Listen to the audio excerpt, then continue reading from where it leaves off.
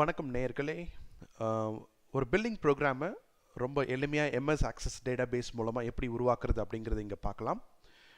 So என்னோடய கம்ப்யூட்டரில் MS access Microsoft access open பண்ணிக்கிறேன். இங்கே blank டெஸ்க்டாப் டேட்டாபேஸ் அப்படின்னு செலக்ட் பண்ணுறேன். அந்த டேட்டாபேஸ்க்கு ஒரு நேம் கொடுக்குறேன்.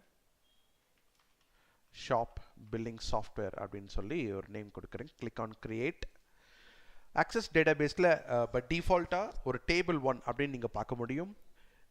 எந்த ஒரு தகவல்களை சேமிக்கணும் அப்படின்னாலும் இங்கே ஆக்சஸ் டேட்டாபேஸில் டேபிள் மூலமாக தான் சேமிக்க முடியும். ஸோ நம்ம பில்லிங் ப்ரோக்ராமுக்கு தேவையானது ஒரு கஸ்டமர் டேட்டாபேஸ், ஒரு கஸ்டமர் டேபிள் எப்படி சேவ் பண்ணணும் அப்படிங்கிறத இங்கே பார்க்கலாம். அதே கஸ்டமர் டேபிளில் ஒரு ஃபார்ம் டிசைன் பண்ணி அந்த ஃபார்ம் மூலமாக நம்ம எப்படி ரெக்கார்ட்ஸ்லாம் ஆட் பண்ணலாம், எந்த மாதிரி கஸ்டமர் தகவலாம் ஆட் பண்ணலாம் அப்படிங்கிறத இங்கே பார்க்கலாம். ஃபஸ்ட்டு இந்த டேபிள் ஒன்று ரைட் கிளிக் பண்ணி சேவ் பண்ணிக்கிறேன். என்ன நேம் கொடுத்து சேவ் பண்ணுறேன் அப்படின்னா கஸ்டமர் அப்படின்னு கொடுத்து நான் சேவ் பண்ணிக்கிறேன். அதே டேபிள் ரைட் கிளிக் பண்ணி டிசைன் வியூக்கு வாங்க. ஒரு கஸ்டமர் தகவலை சேமிக்கணும் அப்படின்னா அவங்களுக்குன்னு ஒரு யூனிக் ஐடி ஒன்று க்ரியேட் பண்ணணும். ஸோ தட் அந்த கஸ்டமர் ஐடி மூலமாக தான் எந்த ஒரு ரெக்கார்டையும் நம்ம எடுத்து பிரிண்ட் பண்ணுறதோ இல்லை அதுக்கு இன்வாய்ஸ் ஜென்ரேட் பண்ணுறதோ பார்க்க முடியும். ஒரு கஸ்டமர் டீட்டெயில்ஸ்க்கு தேவையானது அவங்களோட நேம், காண்டாக்ட் நம்பர், அட்ரஸ், இந்த மாதிரி ரெக்கார்ட்ஸை நம்ம சேவ் பண்ணணும். ஸோ அதுக்கு இங்கே கஸ்டமர் ஐடின்னு ஒன்று முதல்ல க்ரியேட் பண்ணிக்கிறேன். இந்த கஸ்டமர் ஐடி வந்து ப்ரைமரி கீ அப்படின்னு டேட்டாபேஸில் சொல்லுவாங்க. ஸோ தட் எந்த ஒரு டேபிள் எடுத்தாலும் அந்த டேபிள்லேருந்து எந்த ரெக்கார்டு எடுக்கும்பொழுதும் அந்த ப்ரைமரி கீன்னு சொல்லக்கூடிய ஒரு ஃபீல்டை வச்சு தான் நம்ம ரெக்கார்டை எடுக்க முடியும். இங்கே கஸ்டமர் ஐடி தான் ப்ரைமரி கீ அண்ட் இதை வந்து டேட்டா டைப் ஆட்டோ நம்பர் அப்படின்னு செலக்ட் பண்ணிக்கிறேன். ஆட்டோ நம்பர் ஏன் கொடுக்குறோம் அப்படின்னா ஒவ்வொரு கஸ்டமர் ரெக்கார்டுக்கும் ஒவ்வொரு தனி நம்பர் ஒன்று அசைன் பண்ணிக்கலாம். ஸோ தட் நம்ம எந்த ஒரு கஸ்டமர் ரெக்கார்டை தேடும் போதும் அந்த ஒரு குறிப்பிட்ட நம்பரை வச்சு அந்த ரெக்கார்டு எடுக்க முடியும். அதுக்கு தான் இந்த ஆட்டோ நம்பர் கொடுக்குறோம். அதுக்கு அடுத்தது கஸ்டமர் நேம் தேவைப்படும். ஸோ அந்த கஸ்டமர் நேமுக்கு டேட்டா டைப் வந்து ஷார்ட் டெக்ஸ்ட் கொடுத்துக்கலாம்.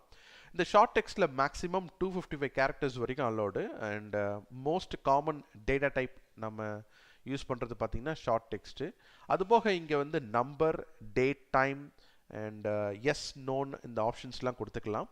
இதை பற்றி நம்ம லேட்டராக வர வீடியோஸில் எல்லாத்துலேயும் பார்க்கலாம். ஸோ இப்போதைக்கு நான் ஷார்ட் டெக்ஸ்ட் கொடுத்துக்கிறேன். அதுக்கடுத்தது காண்டாக்ட் நம்பர், அதையும் ஷார்ட் டெக்ஸ்ட் கொடுத்துக்கிறேன். ஸ்ட்ரீட் அட்ரஸ், சிட்டி ஏரியா கொடுத்துக்கிறேன். City pincode. ஸோ இந்த ஃபீல்டெல்லாம் நம்ம கொடுத்துருக்கோம். இதை ரைட் கிளிக் பண்ணி சேவ் பண்ணிக்கலாம்.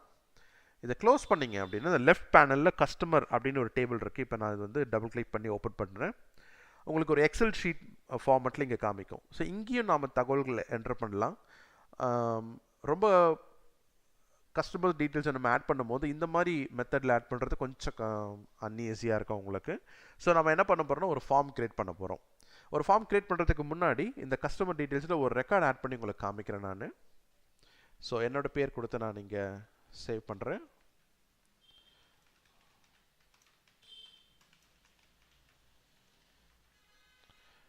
பார்த்தீங்கன்னா இப்போ ஒரு கஸ்டமர் ரெக்கார்டு ஆடாக இருக்குது. சேவ் பண்ணி க்ளோஸ் பண்ணிக்கலாம். ஸோ இந்த டேபிளில் நம்ம இந்த மாதிரி ஒரு 1000 ரெக்கார்ட்ஸ் இல்லை ஒரு 2000 ரெக்கார்ட்ஸ் என்டர் பண்ணும்போது கொஞ்சம் கஷ்டமாக இருக்கும். ஸோ நம்ம ஒரு ஃபார்ம் எப்படி க்ரியேட் பண்ணுறது அப்படிங்கிறத பார்க்கலாம். அந்த ஃபார்ம் மூலமாக நம்ம என்டர் பண்ணுற டேட்டாவை இந்த டேபிளுக்கு ஆட்டோமேட்டிக்காக ரெக்கார்ட் சேவ் ஆகும். ஸோ அந்த ஃபார்மை நம்ம க்ரியேட் பண்ணணும் அப்படின்னா ஃபஸ்ட் கஸ்டமர் டேபிளை செலக்ட் பண்ணிக்கோங்க.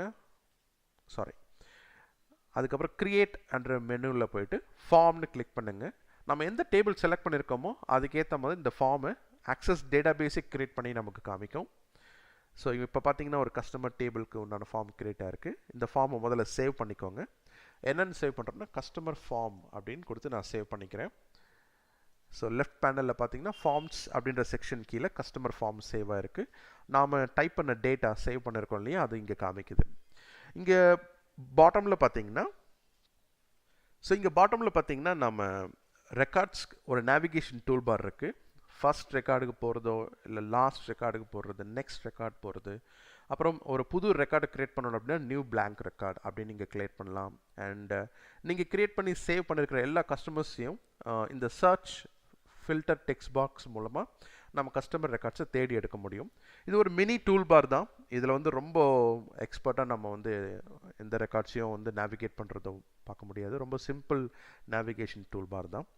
ஸோ இதையே வந்து நாம் இந்த ஃபார்மில் இன்னும் கொஞ்சம் பட்டன்ஸ்லாம் ஆட் பண்ணி ரெக்கார்ட் எப்படி ஆட் பண்ணுறது அண்ட் ரெக்கார்ட் வந்து எப்படி நாம் சேவ் பண்ண முடியும் அண்ட் டெலீட் பண்ண முடியும், இந்த மாதிரிலாம் நம்ம இப்போ பார்க்கலாம். ஸோ நம்ம ரெக்கார்டு இந்த மாதிரி பட்டன்ஸ் ஆட் பண்ணணும் அப்படின்னா ஃபஸ்ட் இந்த ஃபார்மோட டிசைன் வியூவுக்கு வாங்க. இந்த டிசைன் வியூவில் என்னென்ன விஷயம்லாம் நம்ம பண்ண முடியும்னா இந்த ஃபார்மோட டிசைன்ஸ் லைக் அந்த கஸ்டமரோட ஃபீல்டு, டெக்ஸ்ட்டு, சைஸு அண்ட் அந்த டெக்ஸ்டோட அலைன்மெண்ட் லெஃப்ட்டில் வேணுமா இல்லை ரைட்டில் வேணுமா, சென்டர் வேணுமா, என்ன விதமான ஃபாண்ட் ஸ்டைல் வேணும் உங்களுக்கு, ஃபாண்ட்டோடைய சைஸ் போல்ட் ஒரு இட்டாலிக், அப்புறம் அதோட சைஸ் இன்க்ரீஸ் பண்ண முடியும். இப்போ பார்த்தீங்கன்னா இங்கே டெக்ஸ்ட் வந்து ரொம்ப வித் அதிகமாக இருக்குது இல்லையா, ஸோ நான் வந்து வித்தை கம்மி பண்ணிக்கிறேன் இப்போது. ஸோ இப்படி வச்சுக்கிட்டு ஒரு பட்டன் ஒன்று ஆட் பண்ண போகிறோம். இந்த பட்டன்ஸ் வந்து பார்த்தீங்கன்னா find record, create new record, save record and delete record. So இந்த மாதிரி ஃபார்மில் இருக்கிற பட்டன்ஸ் ஆட் பண்ணணும் அப்படின்னா இந்த ஃபார்ம்க்கே ஒன்று டிசைன் டூல்ஸ் செக்ஷனில் போயிட்டு இங்கே கமாண்ட் பட்டன் இருக்கும். ஸோ இங்கே வந்து நான் ஒரு பட்டன் கிரியேட் பண்ணிக்கிறேன்.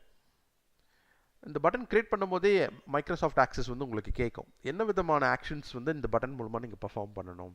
ஃபார் எக்ஸாம்பிள் ரெக்கார்ட் நேவிகேஷன் இருக்குது அண்ட் ரெக்கார்ட் ஆப்ரேஷன்ஸ் இருக்குது.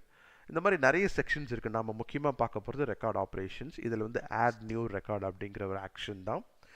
இதை நெக்ஸ்ட் கொடுத்து இந்த ஆட் நியூ ரெக்கார்ட் அப்படிங்கிற டெக்ஸ்ட்டை சூஸ் பண்ணிங்கன்னா இந்த பட்டனுக்கு மேலே ஆட் ரெக்கார்டுன்னு காமிக்கும். இல்லை உங்களுக்கு ஆட் ரெக்கார்டு இந்த டெக்ஸ்ட் வேண்டாம், இல்லை ஏதாவது ஒரு சிம்பிள் மாதிரி இருந்தால் போதும் அப்படின்னா இந்த பிக்சர் செலக்ட் பண்ணிவிட்டு கோ டு நியூன்னு ஒரு பிக்சர் இருக்கும், அந்த பட்டன் மேலே அது வரும்.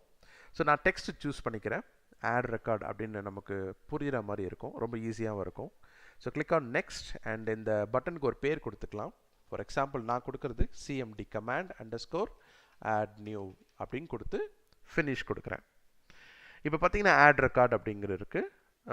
இதே மாதிரி இன்னொரு சில பட்டன்ஸை நம்ம ஆட் பண்ணிக்கலாம். For example form design tools command button and delete record கொடுத்துக்கிறேன். நான் கமாண்ட் அண்டர்ஸ்கோர் டெலிட் கொடுத்து ஃபினிஷ் பண்ணிக்கிறேன்.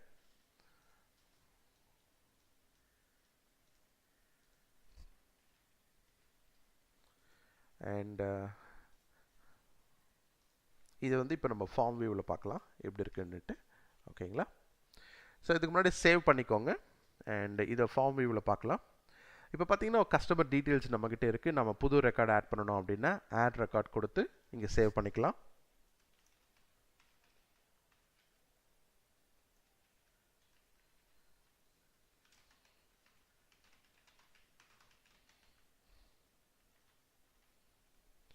ஸோ அந்த ஆட்டோ நம்பர்னு கொடுத்தது ஞாபகம் இருக்கும்னு நினைக்கிறேன் உங்களுக்கு கஸ்டமர் ஐடிக்கு. ஸோ மைக்ரோசாஃப்ட் ஆக்சஸே பார்த்தீங்கன்னா எவ்ரி டைம் நீங்கள் ஆட் ரெக்கார்ட் கொடுக்கும்போது அதுவே ஒரு நம்பர் யூனிக்காக ஜென்ரேட் பண்ணி அசைன் பண்ணோம் இங்கே. ஸோ நம்ம ஆட் ரெக்கார்ட் கொடுத்துட்டோம். இப்போ பார்த்தீங்கன்னா சேவ் அப்படின்ற ஒரு பட்டன் இல்லை. ஸோ இப்போ நம்ம டெக்ஸ்ட்டை டைப் பண்ணிட்டோம், அது சேவ் பண்ணிடுச்சா இல்லையான்னு நமக்கு தெரியாது இல்லையா. ஸோ அப்படி இருக்கும்போது நம்ம சேவ்னு ஒரு பட்டனும் ஆட் பண்ணிக்கிறது நமக்கு நல்லது. அந்த பட்டன் எப்படி இங்கே ஆட் பண்ணுறது அப்படிங்கிறத பார்க்கலாம்.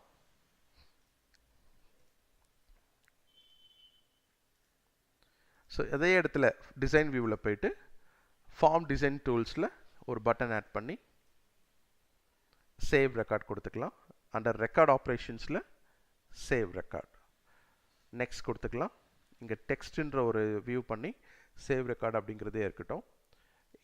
இந்த கமாண்ட் பட்டனை நாம் சேவ் பண்ணிக்கலாம் ஒரு நேம் கொடுத்து. இப்போ சேவ் ரெக்கார்ட் அப்படிங்கிறது இருக்குது.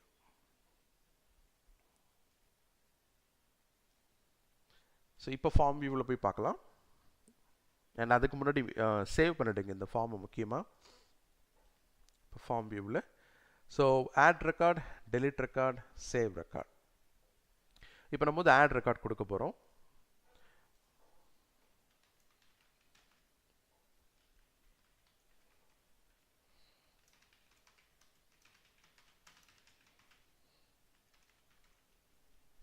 ஸோ சேவ் ரெக்கார்ட் கொடுத்துக்கிறோம். இப்போ இந்த ரெக்கார்ட் சேவ் ஆகிடுச்சு. இப்போது அது எப்படி கரெக்டாக நம்ம கண்டுபிடிக்குது அப்படின்னா இந்த நேவிகேஷன் டூல் பாரில் பார்த்தீங்கன்னா, ஸோ இந்த நேவிகேஷன் டூல் பாரில் உங்களுக்கு ரெக்கார்ட்ஸ் மொத்தம் 3 ரெக்கார்ட் காமிக்குது. இந்த ஃபர்ஸ்ட் ரெக்கார்ட் வந்து ராம் அப்படிங்கிற என்னோட பேரில் சேவ் ஆயிருக்கு. அண்ட் லாஸ்ட் ரெக்கார்ட் பார்த்தீங்கன்னா நாம் கொடுத்த மகேஷ் அப்படிங்கிற சேவ் ஆயிருக்கு. ஸோ இந்த ரெக்கார்ட்ஸ் எல்லாம் பக்கவாக ஆட் ஆயிருக்கா அப்படிங்கிறத பார்க்க முடியும். ஸோ இந்த பில்லிங் சிஸ்டம்க்கு தேவையான முதல் விஷயம் கஸ்டமர் டேபிளையும் கஸ்டமர் ஃபார்ம் எப்படி உருவாக்குறது அப்படிங்கிறத பார்த்தோம். ரொம்ப நன்றி.